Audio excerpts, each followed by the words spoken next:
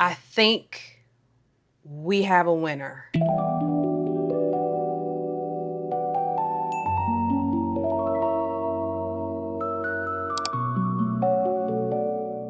What's up, everybody? It's me, Rissie B, and welcome back to my channel. If you're new here, hey boo, I'm so glad that you're able to find me. This is a place where beauty makes sense. No hype, no fluff, no filler, just real talk about the products, the shade, and occasionally throwing some shade, and the techniques that are worth your time and money. Let's get into it, you guys. So there have been 3 luxury and trending products that have been on my radar for a while. And I have some questions. Rhode finally dropped their pocket bronzers. YSL recently launched their very first cushion foundation. And NARS relaunched their liquid blushes with a whole new formula. All 3 are getting talked about right now. And all 3 are not cheap. Well, the bronzer is a little reasonable. That's a decent amount for $25. I'll give you that. Because $25 is kind of like drugstore prices right now. Let's be honest. Let's be real. But the other ones, the other 2 products, YSL and NARS, definitely not cheap. So today I'm doing a first impression wear test on me and on my skin tone. Because I don't know about you, but I have been burned before by products that look incredible on someone who's about 3 or 4 or 5 skin shades lighter than me. Or the products completely fall apart throughout the day. So let's get into it. Here's the thing though, all 3 of these products do 3 totally different things. And honestly, each one comes with its own history for me. Let's start off with YSL. This is genuinely my very first time dealing with a cushion foundation. I watched other people rant and rave about this formula for years, and I never really tried it for myself until now. So this will be some new territory for me, not just a new product. And then there's the Rhode bronzer. And I have to be honest with you guys, I was extremely excited when I saw that they were launching bronzers because of the shade range. And if you guys have been following me or watched my channel throughout the couple of weeks, you will know that I have a very complicated relationship when it comes to cream and liquid bronzers. They are either too neutral or too cool tone for me. So when I saw the shade, I knew I wanted to get my hands on it and test it out. And when I swatched it, I got a little excited. I automatically knew I had to throw it in my basket. It's swatched as a beautiful, warm tone red, but not too red and not too warm. It's like a perfect middle. It might be the bronzer I've been looking for. I have a little more hope for this bronzer. This might actually become one of my staples in my collections. Fingers crossed. And then the NARS blush. I got the shade Lose Control, which is a violet. And if you have deeper skin tone, you already know how it goes when it comes to violet or purple blushes. They either turn into a fuchsia, they either disappear on our skin tone, or they are too ashy because they make purple blushes with a lot of white base in them.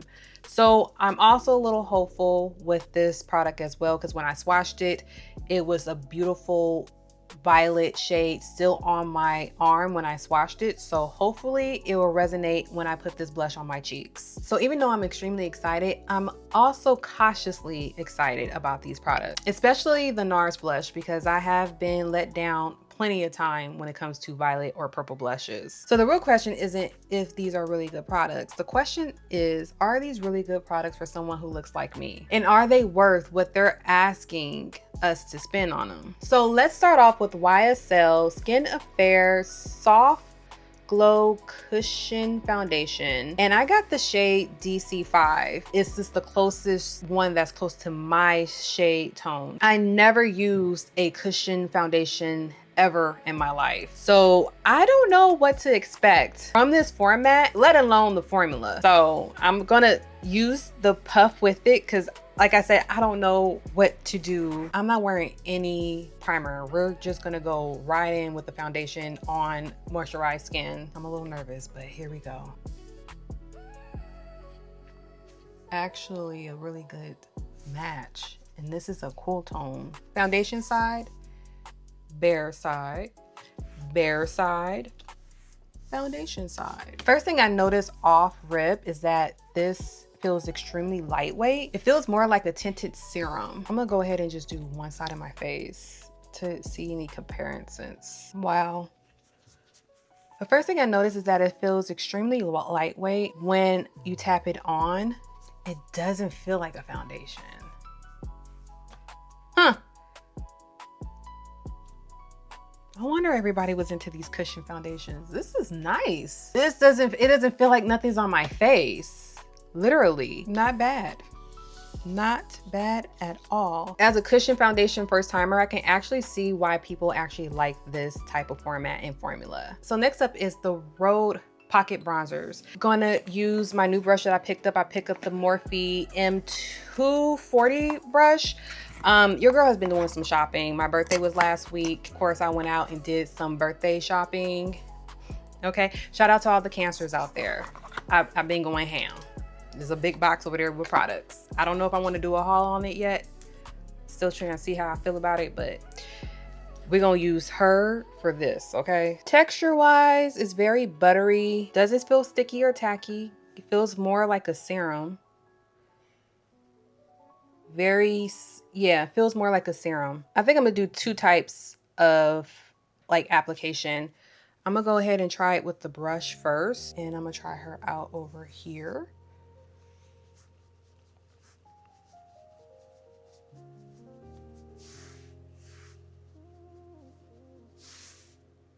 I'm gonna do this side with the brush, and I'm gonna go ahead and put this directly on my skin on the other side. I'm gonna put it directly on my face so you guys can see.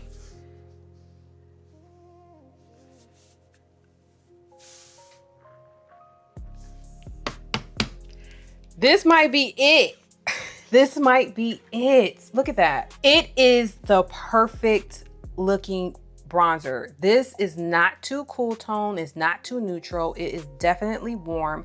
It is bringing out a little bit of the redness, but it's like a perfect middle of the gold and reddish. I think we have a winner. Definitely the brush application side is like more of a natural look where I just went a hard, harsh line. It's giving me the results that I'm looking for. And lastly, it's the new NARS blush in the shade Lose Control. Like I said, it's kind of difficult to find a really good violet blush. I've seen online that this is very pigment, so we're gonna dab her in. I'm using the Mario F1 brush, and I'm gonna get her all up in there, and we're gonna see. I know this is a buildable formula. I low-key am tempted just to go all in. I want it to be more purple. Shall I? We shall. Who's scared of some blush? I ain't scared of no blush. Come on now. Let's do it. If we gonna do it right. I'm not gonna bust out a song, I promise. This is my third coat, okay? I will say this much about the blending. I would say it kind of sets fast, but I don't feel that way. It does set kind of quickly, but it does give you enough time to actually blend it out for sure. Just work as fast as I am. Maybe even do one cheek at a time. It's giving a nice purple, AKA a nice little fuchsia moment for me, but not really purple. I'm gonna go ahead and finish the rest of my face, and then we can start the rare test. I'll be right back. So, okay, now I'm back. I went ahead and powdered my whole entire face lightly with the Rare Beauty finishing powder. Of course, I did my concealer and I set it with the Huda powder in Blondie. And I decided to leave my blush and my bronzer alone. I wanted to see how these actually work. It's just, I can't have too many glowy products on my face all at the same time. Like, yeah, I know I'm a dry skin girly, but just having too much is just a little too much. I look like a greasy mess, let's be honest.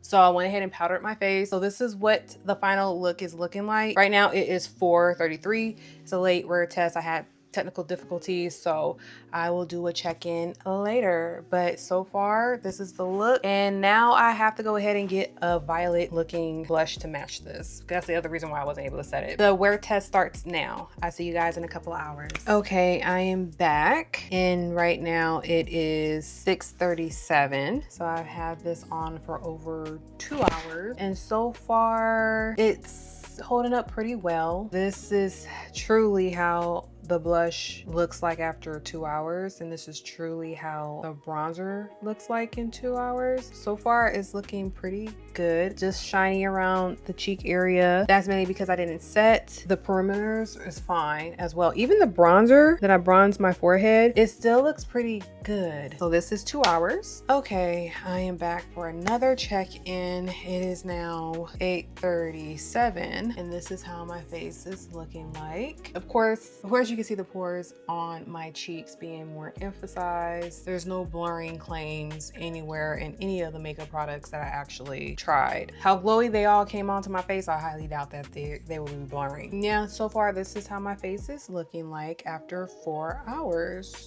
And if I haven't mentioned it, I don't think I have, I also set my face with the Danessa Myrex Blurring Balm Spray. So this is what it's giving at hour 4. Okay, you guys, I am back and I am getting tired. I am getting sleepy.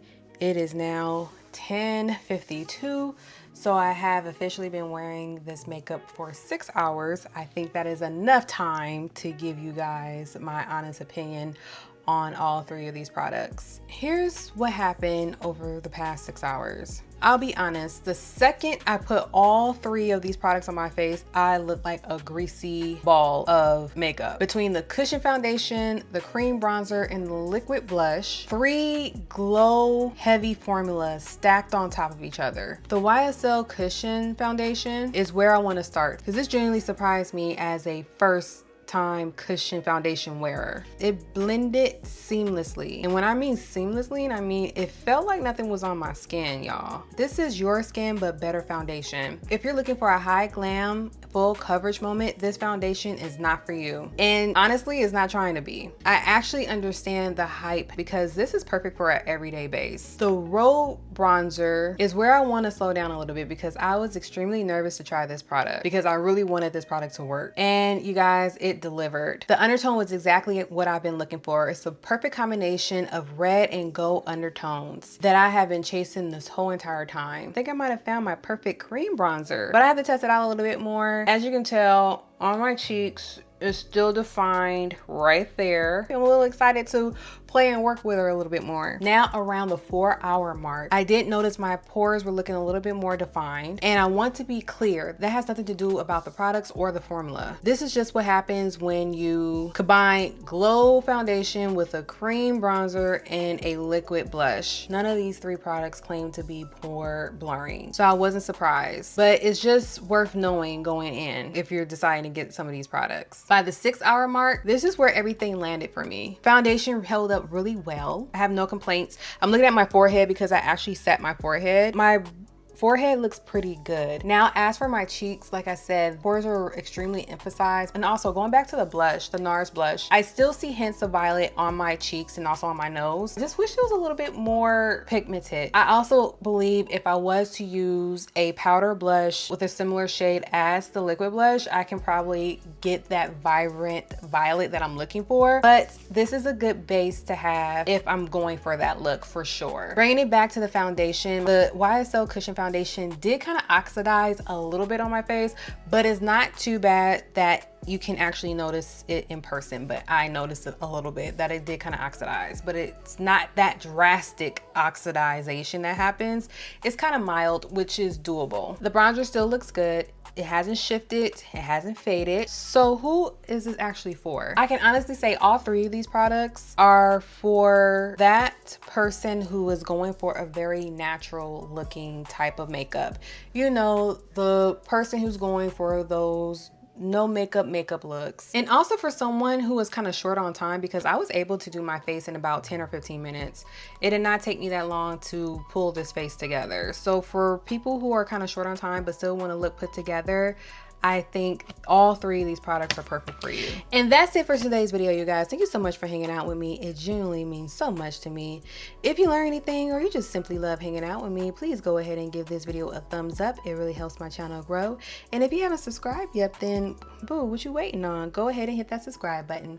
I have a new video out every week and I have so much coming down the pipeline. I know you do not want to miss it.